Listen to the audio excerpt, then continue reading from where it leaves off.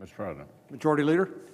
Our bipartisan bicameral discussions on another major pandemic rescue package continued all night and this morning. We're winnowing down the remaining differences. I believe I can speak for all sides when I say I hope and expect to have a final agreement nailed down in a matter of hours. Yesterday evening, our Democratic colleagues agreed to important language authored by Senator Toomey. Back in March, in the CARES Act, Congress funded several new emergency lending facilities to be operated by the Federal Reserve. Their purpose was simple: to backstop the basic foundations of our economy and prevent any kind of sweeping financial paralysis. Our actions worked.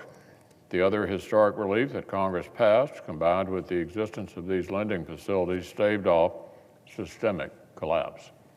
American workers and families still need much more help, but a total financial meltdown never materialized. These new emergency lending facilities were always intended to sunset at the end of this year. Senator Toomey and our Democratic colleagues have landed on compromise language that ensures this will, in fact, happen. It also redirects the dormant money in these accounts toward the urgent needs of working Americans and ensures that these expiring programs cannot be simply restarted or cloned without another authorization from Congress, all while preserving both the independence of the Federal Reserve and the proper authority of Congress. Yet another example of good faith bipartisan collaboration that has defined our discussions all week. At this point, we're down to the last few differences that stand between struggling Americans and their major rescue package they need and deserve. These days and nights of negotiations have been encouraging, but our citizens need this waiting game to be over. Yesterday alone, another 3,388 of my fellow Kentuckians tested positive for the coronavirus. The virus continues to spread throughout our country. Thousands of Americans are being robbed of their lives on a daily basis.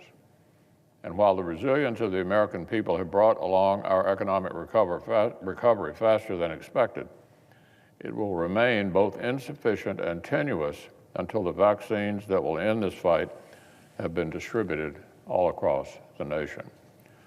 For months, literally months, Senate Republicans have been calling for another targeted package to reopen the job-saving Paycheck Protection Program, extend federal unemployment benefits, fund K-12 schools, fund vaccine distribution, and get a lot more help onto the front lines as fast as possible. I'm relieved that we appear to be just hours away from legislation that will finally do that. When we get this done, Congress will not deserve any special praise, not with this relief having waited until late December, and not with some of our Democratic colleagues openly saying the reason they finally changed their tune was they finally got a president-elect of their own party. When we finalize this measure and pass it, Congress will only have done our job. We will have finally done our duty in getting more relief to those who need it most. Let's make today the day we join together, put differences aside, and finally get it done.